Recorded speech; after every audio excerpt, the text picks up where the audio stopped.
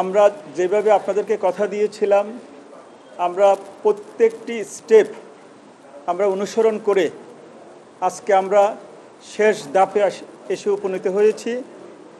আজকে প্রচারণা নেই। আগামীকাল সকাল ৮টা থেকে বিরতিহীনভাবে বিকেল ৪টা পর্যন্ত ডাকসু এবং হল সংসদ নির্বাচন ২০২৫-এর ভোট গ্রহণ অনুষ্ঠিত হবে।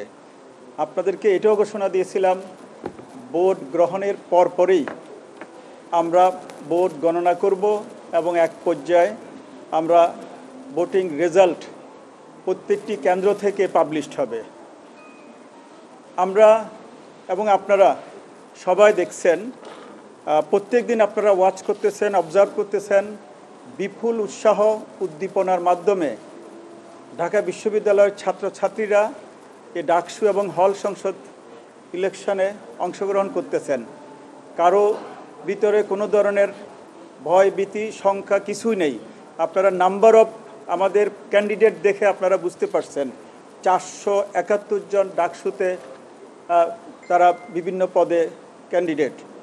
ইভেন হল সংসদে 1000-এর উপরে ক্যান্ডিডেট বিভিন্ন পদে প্রতিদ্বন্দ্বিতা করতেছে। এর থেকে বোঝা যায় ডাকসু দীর্ঘদিন পরে হওয়ার কারণে এটাকে ছাত্রছাত্রীরা একটা গ্রেট অপরচুনিটি মনে করছে, যে আমাদের একটা সুযোগ, বাংলাদেশে দীর্ঘদিন গণতন্ত্রের চর্চা নেই, সেই সুযোগটাকে তারা কাজে লাগিয়ে ডাকসুতে একটা চমৎকার একটা ইলেকশন মাধ্যমে তাদের নেতৃত্ব তারা তৈরি করবে, যেই নেতারা আগামী দিনে তাদের বিভিন্ন দাবিগুলো আদায় করে তাদের যে কলিগ আছে তাদেরকে আশ্বস্ত করবে।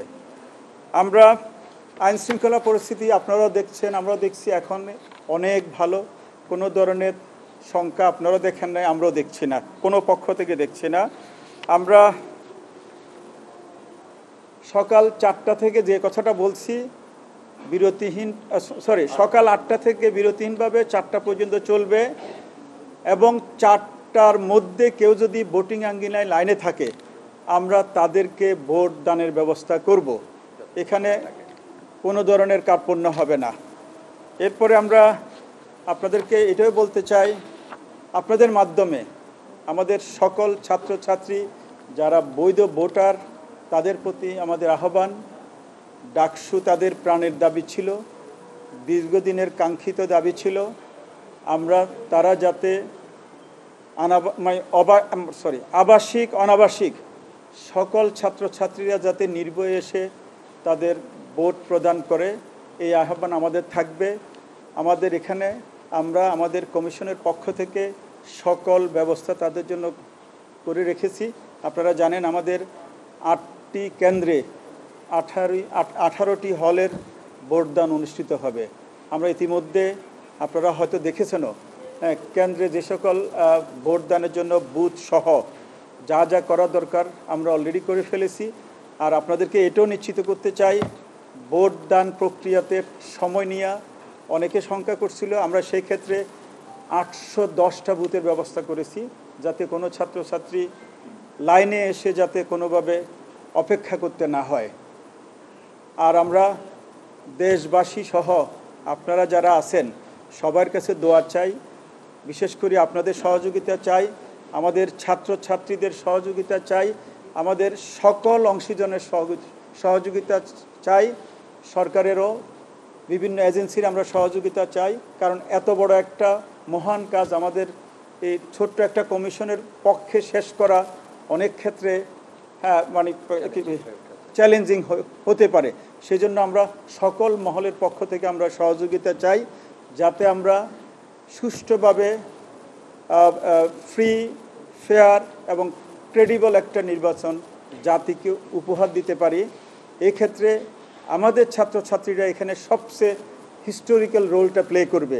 যেভাবে তারা 52, 69, 71, 90, 24-এ পালন করেছিল, ডাকসু হবে একটা মডেল নির্বাচন।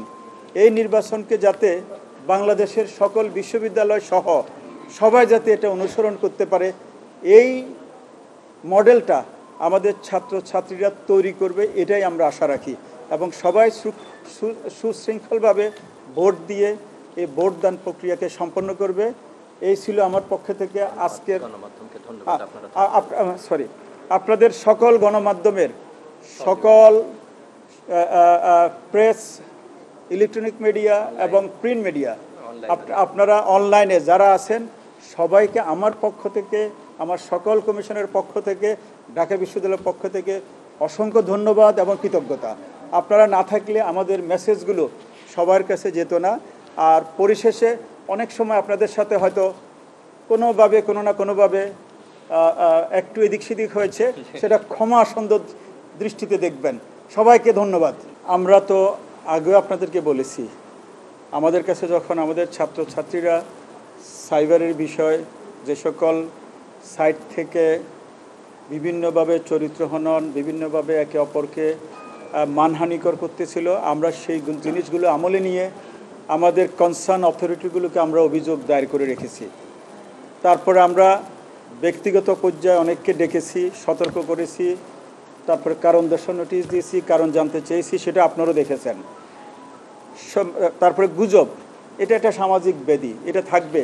আমরা গত পরশু পরিষ্কার করে আমরা নোটিশ দিয়েছি, আপনারা কোনো প্রকার গুজবে কান দিবেন না। আমাদের বিশ্ববিদ্যালয়ের ওয়েবসাইট, ফেসবুক এবং নির্বাচন কমিশনের অফিস হচ্ছে আপনার অথেন্টিক এবং সত্য নিউজ পাওয়ার সোর্স। এখান থেকে যদি কোনো সত্য নিউজ না যায় তাহলে সেটা নিয়ে আপনারা অন্য ধরনের গুজব নিয়ে আপনারা বিরত থাকবেন। প্রবেশ মুখে সাধারণত আমরা বলেছি যারা ফার্স্ট ইয়ারের তাদের অনেকের আইডি হয়নি, সেক্ষেত্রে তার যে ভর্তি স্লিপ, যেটা যে ব্যাংকে যে টাকা দেওয়ার পরে একটা স্লিপ তাকে দিয়ে থাকে, পেন স্লিপ যেটা, সেটা সে দেখালে সে আসতে পারবে।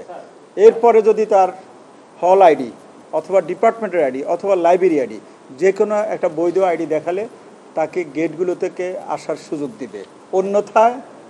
অন্যথায় সিকিউরিটি পাস অথবা অন্য কোনো পাস যদি না থাকে তাহলে সে আসতে পারবে না। অভিযোগ থাকবেই, সবসময় ছিল, আজকেও আছে, কালকেও থাকবে, গতকালও ছিল। আপনারা দেখেছেন আমরা কোনোভাবে কোনো পক্ষের প্রতি কি আচরণ করেছি আপনারা সবাই জানেন। আমরা এখানে কমিশনে 10 জন আমরা উপস্থিত, আমরা সম্পূর্ণ আমাদের কি বলবো ন্যায় দণ্ড এবং হচ্ছে নীতি, কোনো ধরনের আবেগ অথবা কোনো ধরনের অনুরাগ কারো প্রতি আমরা দেখাইনি। আমাদেরকে যেভাবে এখানে দায়িত্ব দেওয়া হয়েছে বিশ্ববিদ্যালয়ের একজন প্রফেসর, তার যে আদর্শ নীতি সেটা মেনে আমরা এই গত 16ই জুন থেকে কাজ করে আসছি, দায়িত্ব পালন করেছি। আমরা কোনোভাবে, আপনারা কোনোভাবে রিপোর্ট করেন নেই আমাদের কোনো কমিশনের সদস্য কারো প্রতি, সবকিছু ইয়েস আমাদের মারুফ ভাই শেষ করি। আর থ্যাংক ইউ, অনেক ধন্যবাদ মারুফ ভাই। আমরা নির্বাচন এবং ফলাফল এবং গণনা এগুলোকে একবারে স্বচ্ছ করার জন্য আমরা একটা বিশেষ ব্যবস্থা নিয়েছি। সেটা আপনারা হয়তো কিছুটা শুনেছেন, আমরা বাইরে মানে স্ক্রিনিং অর্থাৎ গণনাটা যাতে আপনারা দেখতে পান, বাইরে আমরা এলইডি ডিসপ্লে থাকবে, আপনারা সেখান থেকে পরিষ্কার দেখতে পাবেন ভিতরে কিভাবে আমাদের কর্মকাণ্ড পরিচালিত হচ্ছে, এবং সকল সেন্টার থেকে সকল হলের রেজাল্ট হবে এবং কেন্দ্রীয় সংসদের রেজাল্ট হবে।